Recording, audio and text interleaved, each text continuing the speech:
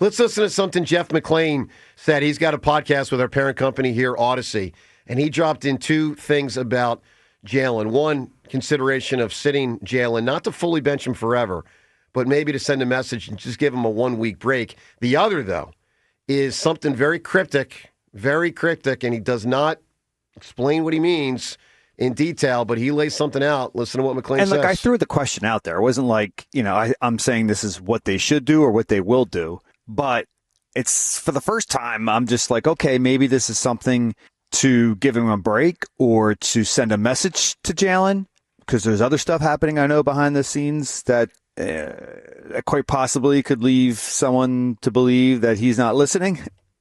Oh, boy. And we've heard that, Joe. We have heard that. It's not something. But, Rhea, you know what's different?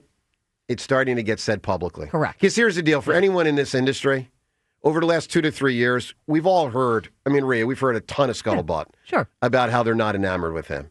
And so, he wants to run the offense he wants to run, all that and stuff. Not the offense that's a little bit more collaborative. And, for everything we say, I think we wax poetic about Kellen Moore. Kellen Moore tried to run his offense the first 4 games last year, and it was a train wreck. And then they went, we're just going to run the ball. And they had Saquon in a line at its best, and they won Super Bowl. And Kellen was smart enough to go, this is going to work. And Jalen ran more. Correct. All right, let's talk to Sheil Kapadia. He does fantastic work for The Ringer, and he joins us every single Wednesday morning. Sheil, my man, how are you, pal? Good morning, guys. How you doing? Good, bud. So, Sheil, let's start with Schwarber. One Schwarber question, then to the Eagles. You sign off in 5 and 150. Does that work for you?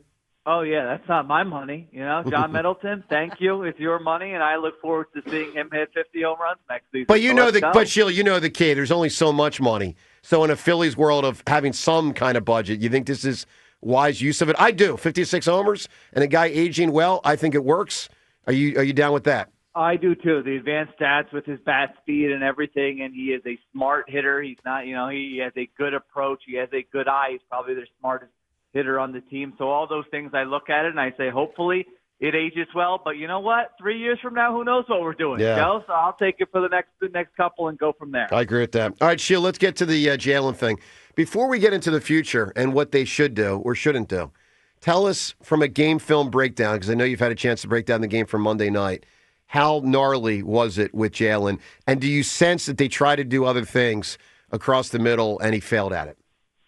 Yeah, it was ugly. There's no doubt about it. It's ugly. There's no sugarcoating it. I think he's playing uncertain football. I think he's playing indecisive football. There are times where he doesn't let it rip when it's open, and there are other times where he throws it where you say, man, I don't know about that decision, specifically in this game with all of those turnovers. So those are the big issues that there's just not a comfort level, it feels to me, with Jalen Hurts here in this offense right now, and really for a lot of the season, certainly for the last month or two. So they tried to do some different things. They went empty a lot, I think 15 or 16 plays in this game. That's something he's done in the past. It was okay. Didn't really do anything. They went with some under center play action, and they actually created some explosive plays there. So that was nice. And then, what just kills me about it is that the last possession, 3rd and 16, Yep. Jalen Hurts rips one of his best throws, maybe of his career, if you just look at it individually, but certainly of the season, over the middle, Devontae Smith breaking inside. It's a tight window, and he makes the throw. And I just look at that, and I go, in the first quarter, he's not attempting that throw. And that, I think, is the frustrating part, where you see it at times that he can do it, but it doesn't happen throughout the course of a game. So the difference on that one was what? The timing of it all, the tight window, The and desperation, the I think. That it's 3rd and 16. 3rd and 16, games on the line. You have to. Yeah. You have no other choice at that time. Right. So, Sheil, I noticed here with Yahoo in my email, I just was able in the waiver wire of our fantasy football league to claim Tanner McKee for the playoffs. So let me ask this, and I got Lamar, so I'm in pretty good shape, but let me ask this question. This season, do you think sitting Hurts for any reason should be on the table for the Eagles? I don't think so. No, not this season. That to me, that's going to have long-term implications and ramifications. And we are talking about the guy who, I just think you give him as long a leash as there is here. He last year after Week 14, the passing game was broken, and then in the playoffs, in the NFC Championship game, in the Super Bowl, he had maybe his 2 best games of the season. I'm not saying that's going to happen again. Listen, I don't have a bunch of positives from the film on offense for you. It doesn't look good. They're not playing well. We all see it with our own eyes. But I think when you pay a guy that kind of money, when he comes through for you and gives you the second Super Bowl in franchise history, you're not benching him the next year. I think it's an off-season, and I don't even think it's going to happen in the offseason. I heard the clip you guys just played, and I think what I look at in the offseason is a conversation that needs to take place. Howie Roseman, Jeffrey Lurie, get in the room with Jalen Hurts. Jalen, we know you like the offense a specific way. We know there are things you're comfortable with and things you're not comfortable with, but we need this offense to take the next step, and here's what needs to happen for that to happen. And so I think that needs to take place because I keep, hearing the reports and seeing the reports about Jalen's preferences, but at some point you got to get through to the guy and say, we need to play better and we need to make these changes if we're going to get back to the Super Bowl. So we know Jalen has regressed. Is it something that it appears fixable? It was just a month ago. It really did feel like, I think it was a month ago. Jimmy and I were talking about it before the show.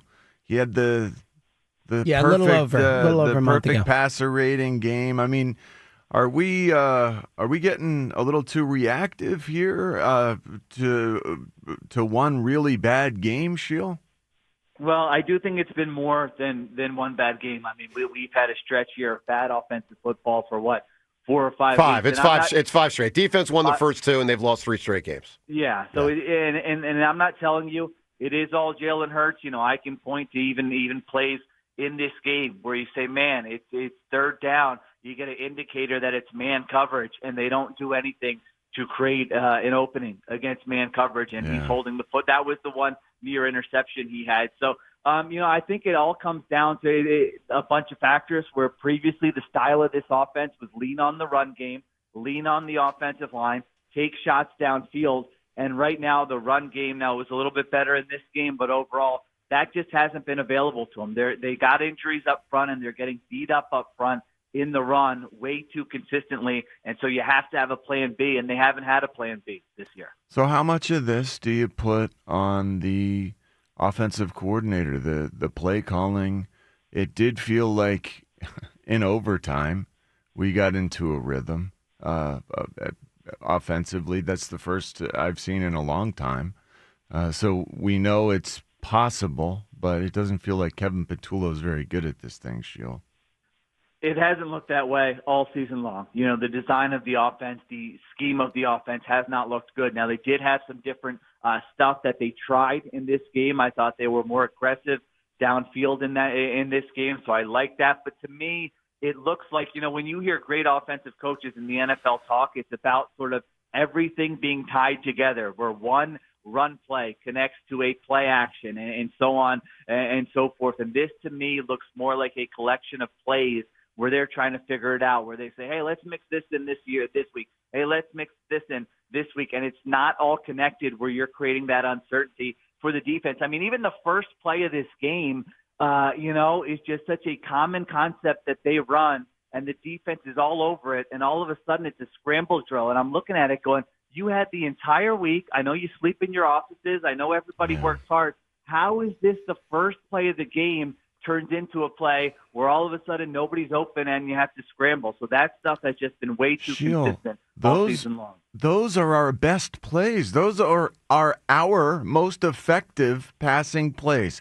When things break down, Jalen holds it, breaks the pocket, and AJ, goes deep, and he's supposed to be hooking up 6 yards over the ball. It really is playground is what serves this offense best, because the passing game itself, I mean, the plays aren't coming out with motions that are helping guys. Yeah, but guys with are plans open. To pry but guys are open. He's not firing I know the ball. that guys are open, but sometimes in those cases, it's he has picked a side, and that is what you do in offense. Sometimes you pick a side and you read off of that. I some of that's circumstantial. This last game, yes, he missed a lot of reads, but it's not just the missed reads. It's the design of the offense, the way that the plays don't, as Sheil's saying, nothing. They don't start out looking the same and end up different. There's nothing that makes you go, wow, I remember what. Now that was 4 now. Back 6 plays ago. I still think the primary thing is Hurts. All right, Sheil, one last thing. I still don't see Dallas as too much of a threat in the division. I mean, I guess if the Eagles go 0-4, then they could be, but I don't think that's going to happen. Do you view Dallas as much of a threat right now?